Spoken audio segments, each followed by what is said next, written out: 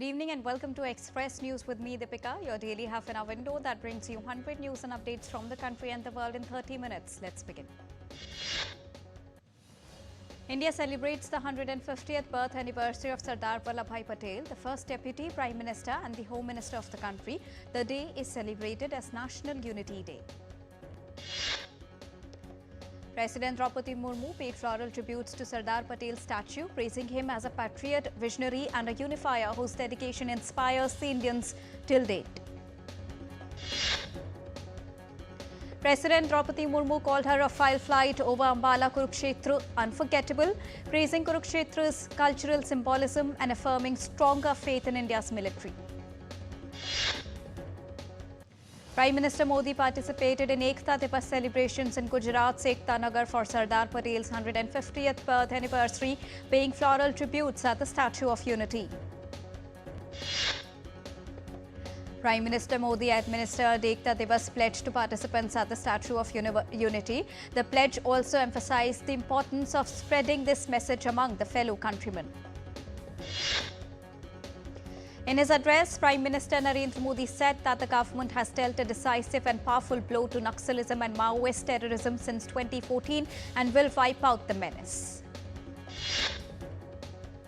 On decisive fight against infiltration, Prime Minister Narendra Modi pledged to expel each infiltrator from the country. Further, Prime Minister Modi said that to achieve the goal of a Viksit Bharat, we must thwart every conspiracy that seeks to undermine the unity of the nation.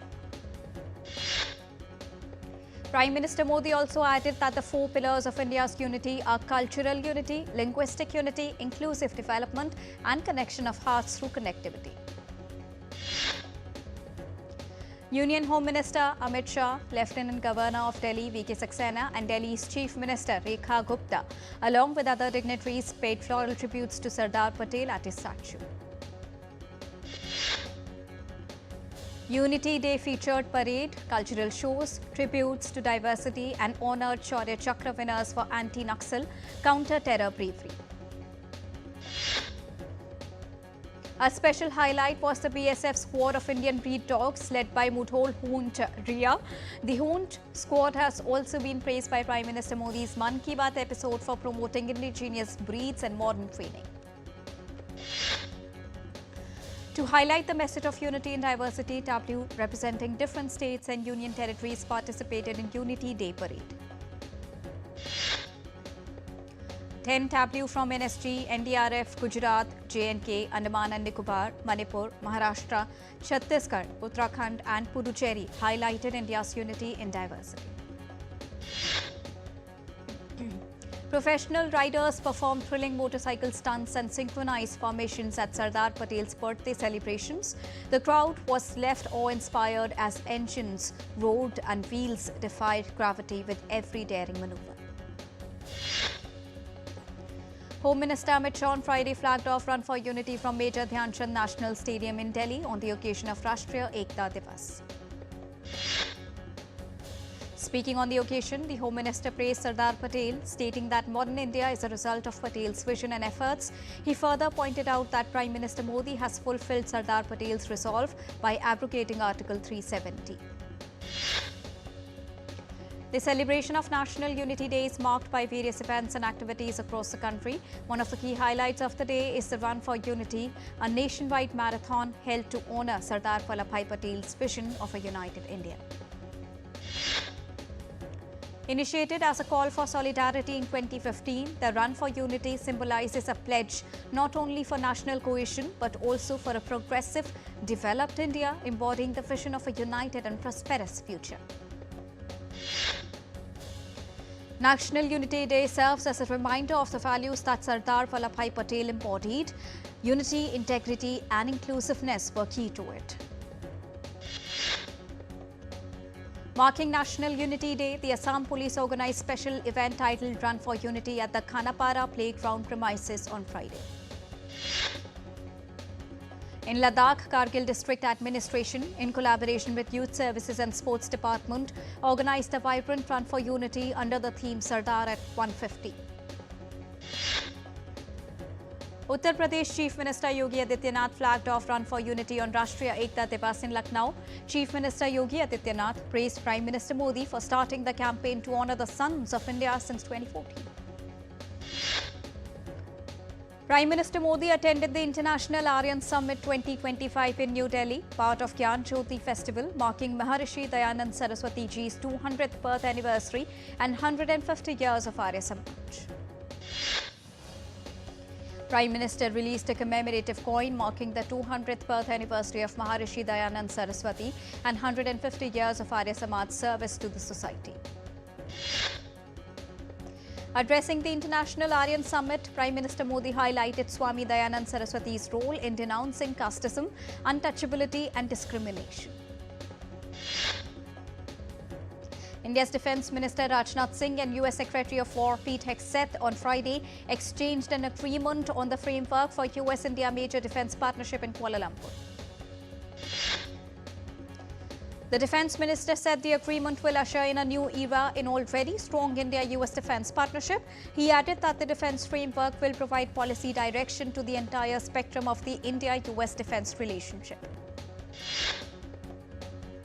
In business, Indian indices ended in red. Sensex and Nifty fell on Friday. Sensex was down 466 points to 83,939. Nifty dropped 156 points to 25,722 on persistent foreign institutional investor selling and weak global cues. The Indian rupee powered intraday losses to settle flat at 88.69 against the US dollar on Friday.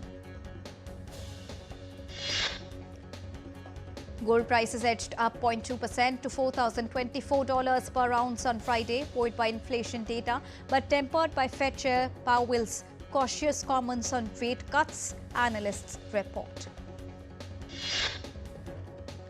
Silver prices surged 1.2% to $49.1 per ounce on Friday, fueled by safe haven demand amid US inflation jitters, up 51% year-on-year.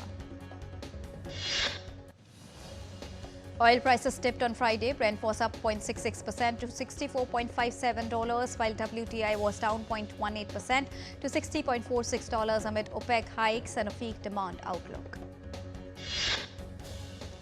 Asian stocks were mixed on Friday as Japan, Korea went up on tech. China, Hong Kong were down on a weak PMI. MSCI Asia Pacific were up 0.2%. Hong Kong's economy grew at a faster rate than expected in the third quarter, according to government estimates released on Friday, expanding by 3.8% on year.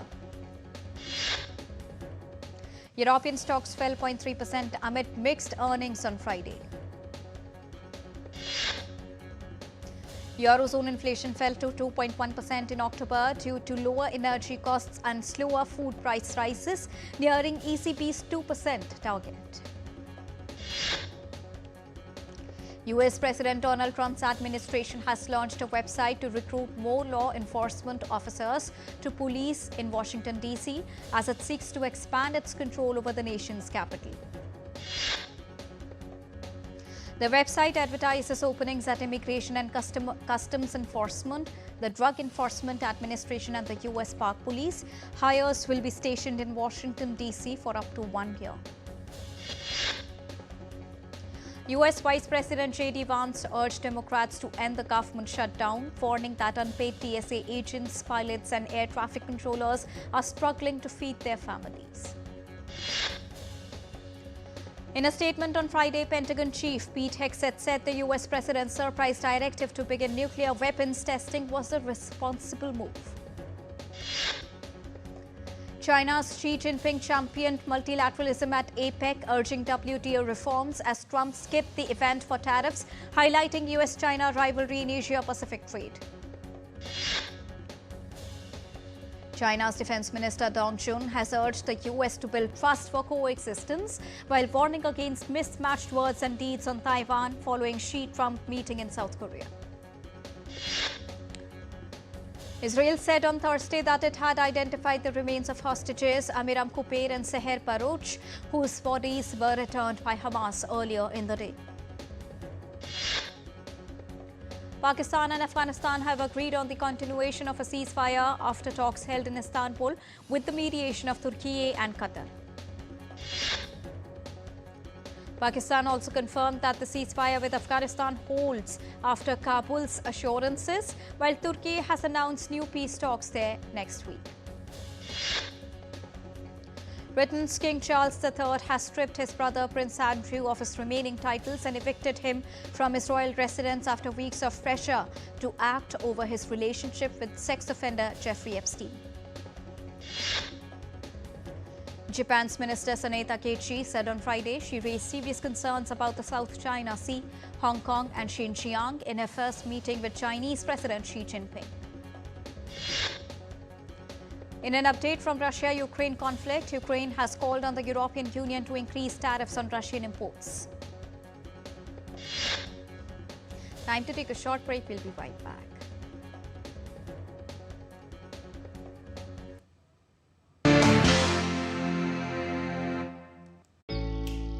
Jharkhand will mesmerize you with majestic nature, rich heritage and colorful culture.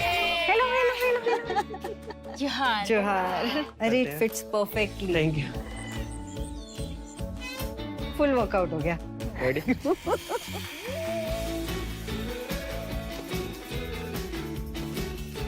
Postcards from Jharkhand on National Geographic. कम समय में ज्यादा मुनाफा बस एक click में कमाल है। अनजान लिंक्स पर क्लिक मत कीजिए। आरबीआई कहता है जानकार बनिए, सतर्क रहिए। Can the US launch a bombing campaign against Iran? Welcome back after that short break. You're watching DD India Express News. Let's continue. Death toll from Hurricane Melissa has risen to nearly 50 as the storm devastates several Caribbean islands and heads towards Bermuda. Authorities are assessing the widespread damage across the region. With winds reaching 155 kilometers per hour, Bermuda remains under hurricane warning. Flood waters are receding in the Bahamas but persist in Cuba, Jamaica, Haiti and the Dominican Republic.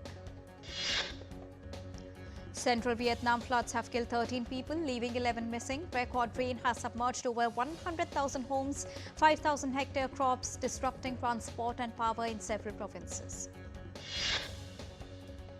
Hoi An residents cleaned up after severe floods. The authorities have warned of ongoing heavy rains. Over 500 millimeters is expected through Saturday. Heavy rains triggered landslides in Nepal, blocking the roads and highway, disrupting traffic and cutting the connectivity. Authorities are working to clear the debris. Bus to Kathmandu overturned in Bharatpur amid heavy rain, injuring 33. All have been rescued and are stable. It is predicted that cyclone Montha may worsen the weather ahead. Nepal's Sankhuswabha restricts high Himalayan trails, including Makalu Base Camp, till November the 1st due to rain, snowfall. Tourists have been advised to avoid visits. In Madhya Pradesh's Ujjain, parts of the city witnessed heavy rainfall, bringing relief from the heat but also causing waterlogging in low-lying areas. In Assam's Guwahati, heavy rainfall lashed several parts of the city, disrupting traffic and causing waterlogging in many low-lying areas. Delhi's air quality deteriorated with dense haze as pollution was marked at severe levels, sparking health concerns and calls for stricter emission controls. Worldwide, people are celebrating Halloween on Friday, October the 31st, with costumes, candies, eerie decorations, themed parties, horror marathons and haunted neighborhoods. Ancient Celtic festival Samhain gave birth to Halloween. Its roots trace back over 2,000 years to the Celtic festival of Samhain, marking the end of harvest season. Egypt is set to open a $1 billion Grand Egyptian Museum in Cairo on Saturday, showcasing 5,000 years of history, including Tutankhamun's gold mask. Naples reinstalled Maradona's bronze statue for his 65th birthday. Fans gather to honor the Argentine legend. Near Los Angeles, marigolds bloom for Mexico's Day of the Dead. Their scent guides souls as per belief of families there as they prepare altars, music and food. Saga International Balloon Fiesta started in Japan with 120 balloons from 20 countries competing along Cass River. South Korea's Jeju Island Hanyo women free divers harvesting shellfish have been recognized by the UN's FAO for preserving a 1,000-year-old sustainable fishing tradition. Spain's Sagrada Familia has become the world's tallest church with giant cross atop central tower, entering final phase before Gaudi ceremony. Drought hit northern Kenya. Pastoralists switched to camels as cattle have died as resilient animals provide 6 times more milk. A pastry chef travels to remote villages in Turkey serving handmade waffles to children as part of a self-funded mission. The initiative aims to bring joy to kids in rural areas, reaching thousands with sweetness and smiles. To mark Republic Day, a volleyball tournament was held 500 meters underground in Salt Mine. 8 teams competed and at Kasmile village won the title. It is said that the salt cave benefits respiratory health. At the Bharat International Rice Conference 2025 in Delhi, ITC set up a unique stall where chefs prepared international cuisines using diverse rice varieties. Visitors got a taste of global dishes made from Indian rice, highlighting the country's rich grain diversity and culinary innovation. In Odisha's Puri, thousands of devotees thronged the Sakshi Gopal temple to celebrate Amla Nabami. The festival marks worship of the Amla tree and is considered highly auspicious in the holy month of Kartik. Singer Billie Eilish, honored with the Innovator in Music Award, urged billionaires to share their wealth while announcing $11.5 million donation from her world tour. Indian singer Vijay Yesudas performed the Malayalam song before Pope Leo XIV at Vatican City. Their soulful act at the Nostra Aetate event is winning hearts online. The much-awaited Hello Kitty movie is finally coming to the theatres on 21st of July 2028. Warner Bros. Announced that the film will bring Japan's beloved character known for her red bow and gentle charm to life in a Hollywood adaptation. Emma Stone teams up with director Yorgos Lanthimos for Bugonia, a sci-fi comedy releasing in theatres on Friday. The film blends dark humour and satire as it explores conspiracy and paranoia in the digital age.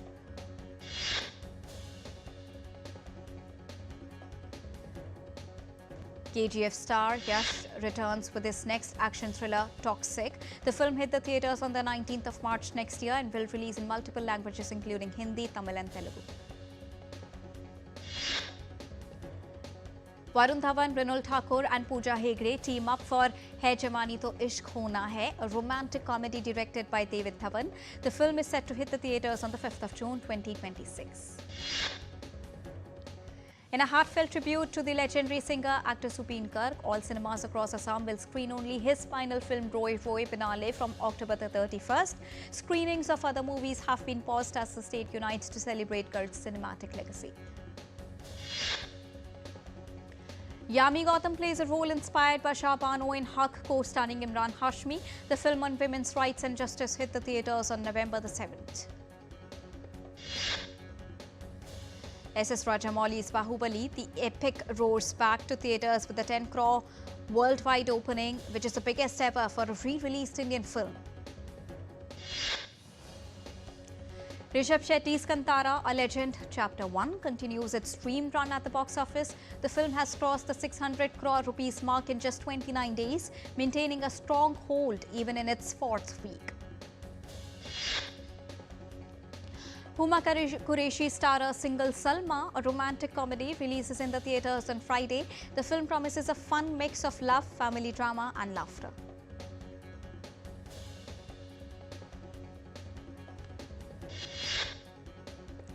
In sports, India storms into the final of Women's Cricket World Cup. In a thrilling semi-final, India defeated defending champions Australia by 5 wickets to secure their place in final. Rodriguez anchored the innings brilliantly with an unbeaten ton, while skipper Harmanpreet Kaur made a crucial 89 as India successfully chased down 339, which is the highest target in women's ODI. Jemima Rodriguez remained unbeaten on 127 and was named player of the match.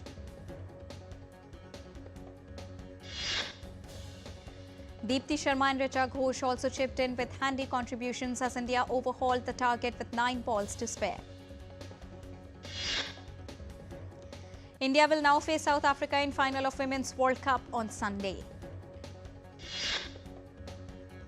In a unique change, India vs South Africa test at Barsapada Stadium in Guwahati set to have the tea break before the lunch break. In Hilo Open, Ayush Shetty stunned the 2021 world champion Loh Keen Yew of Singapore to enter the quarterfinals. Lakshya Sen secured his second victory over compatriot Shankar Subramaniam with a comfortable victory. Kiran George registered a hard-fought victory upset over the 13th ranked Toma Junior Popov of France. In women's singles category, Rakshita overcame compatriot Shriyanshi Valishetty in an all-Indian badminton affair. The National Basketball Association Board of Governors unanimously approved the sale of the majority interest in Los Angeles Lakers to Mark Walter. Kenya's anti-doping agency, ADAC, will be moved to the World Anti-Doping Agency's watch list following an easing of the non-compliance status announced last month. Yannick Sinner comfortably defeated Argentine world number 21 Francisco in the third round of the Paris Masters. Kazakhstan's Alexander Bublik triumphed over US fourth seed Taylor Fritz in straight sets. And Ben Shelton advanced to the quarterfinals by defeating 12th seed Andrei Rublev in third round. And with this, it's a wrap here on Express News for now, but news and updates will continue here on DD India. So don't go anywhere, keep watching and keep tracking DD India for all latest news and updates from the country and the world. Thank you so much for joining us right now. Namaskar.